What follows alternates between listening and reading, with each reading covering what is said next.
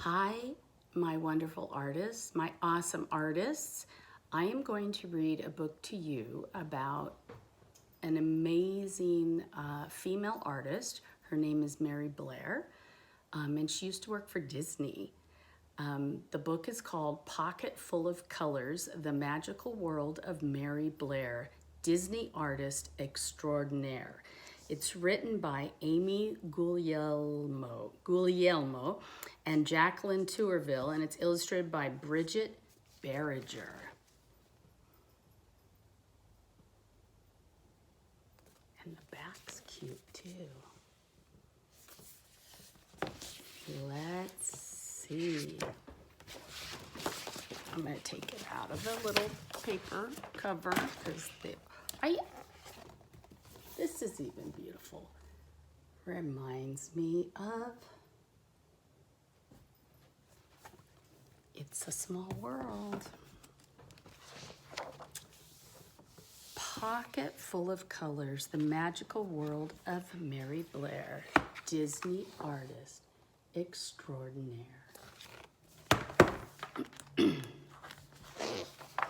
Under a wild blue sky on a red dirt road in a lemon yellow house, there lived a little girl named Mary. Other children collected marbles or dolls, but Mary collected colors of every shade and every hue. One day, Mary's parents announced they were moving out west, and she waved goodbye. As she waved goodbye to the yellow house, Mary tucked her friend Lemon in her pocket. Mary would miss the happy home, but she had new colors to collect.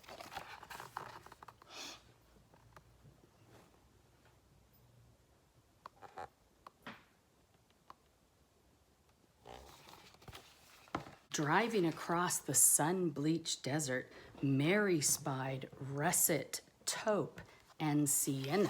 Look at that. That's in the southwest deserts.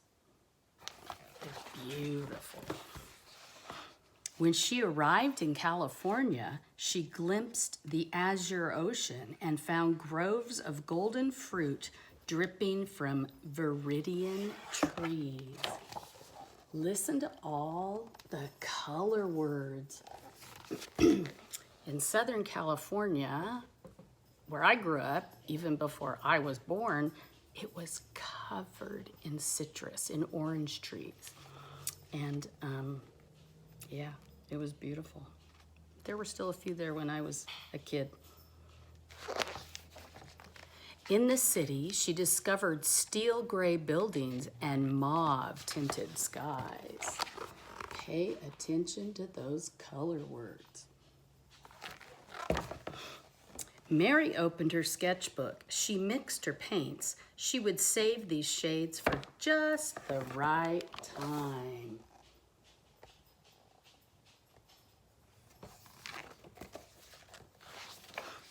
When she was older, Mary went to art school. She met Lee. He showed her rosy pink and blushing red.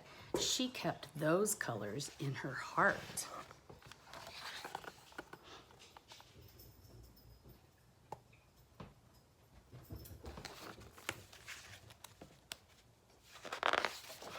Together, Mary and Lee painted rainbows, but it was the Great Depression and people were poor. No one was buying rainbows except one place.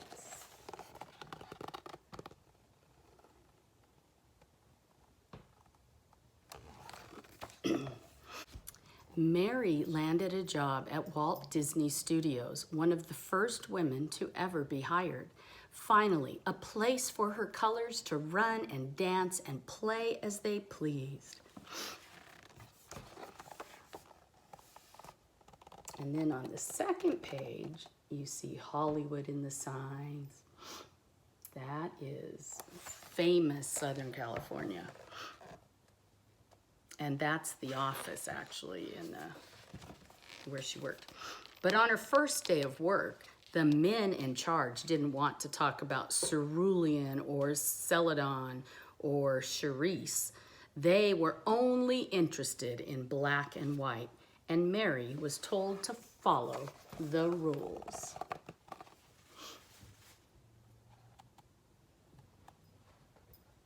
She tried, but her colors were too vivid, too wild. When Mary turned in her work, all her ideas were rejected. Twinkling emerald skies, the men turned them blue. Magenta horses that could fly, the men made them brown and put them in a stable. Peach giraffes with tangerine spots. Her bosses just shook their heads. They didn't know what to make of her art. You might see some familiar images in there.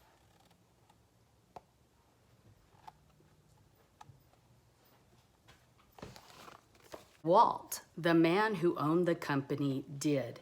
He loved her colors so much, he asked Mary to join him on a trip to South America to meet some new ones.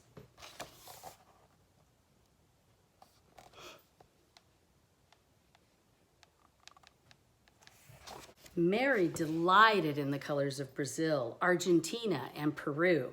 She worked hard to capture the vibrant scenery. When it was time to go home, Mary's bags burst with fuchsia, teal, aquamarine, indigo, lime green, and banana yellow. Look at the richness of those colors. After Mary returned to Disney, her concept art for the studio's upcoming films grew even more adventurous as she drew upon the eye-popping shades she'd observed in South America. Cinderella needed a teal pumpkin coach. The caterpillar in Alice in Wonderland could only be aquamarine.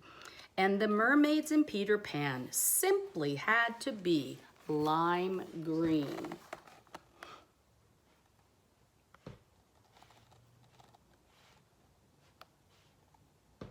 This time, some of Mary's ideas were accepted, but most of her art was still considered too modern, too abstract, and not just right. Mary's colors encouraged her to leave the men with their black lines and strict rules. So she did.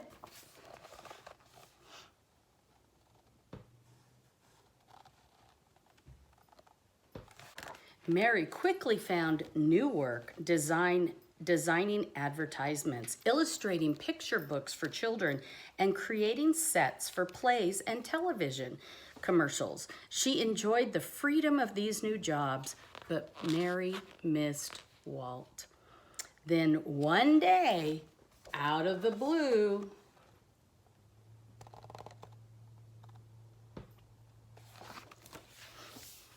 what do you think's gonna happen?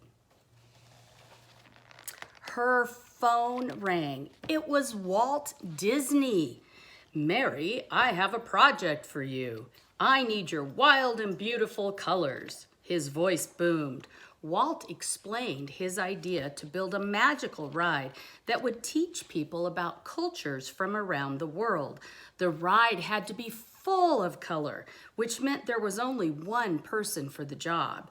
Mary, you know about colors I've never even heard of before. Mary smiled, and then she frowned as she remembered the rules and the lines and the men in charge who didn't understand her colors or her style of art. There was only one way to answer.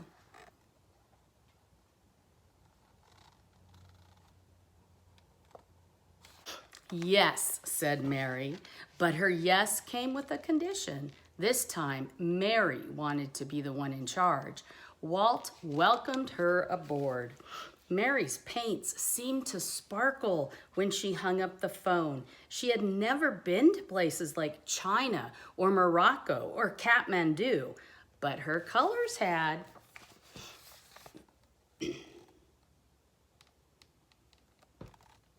Sitting down to work, she squeezed out dabs of paint, lemon yellow, aquamarine and azure, mauve, taupe and tangerine, russet sienna and steel gray, celadon, cerulean, cerise, Magenta, teal, indigo, and emerald shined from her palette, and when she picked up her brush, the colors Mary had so successfully collected all of her life took her on a trip around the globe. Oops, sorry about that.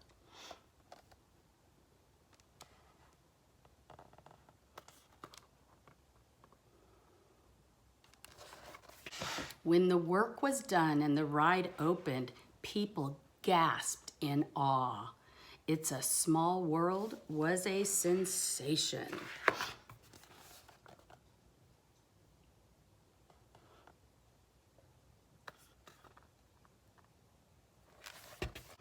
When it was Mary's turn to take the ride, she leaned back in the boat and let her colors just wash all over her. It was a world of laughter, a world of smiles, and color, color, color everywhere. This, at last, was Mary's world.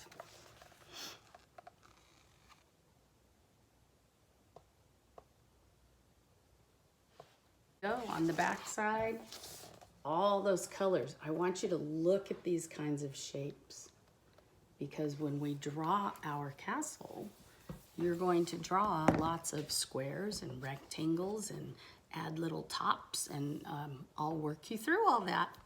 So it'll be a lot of fun.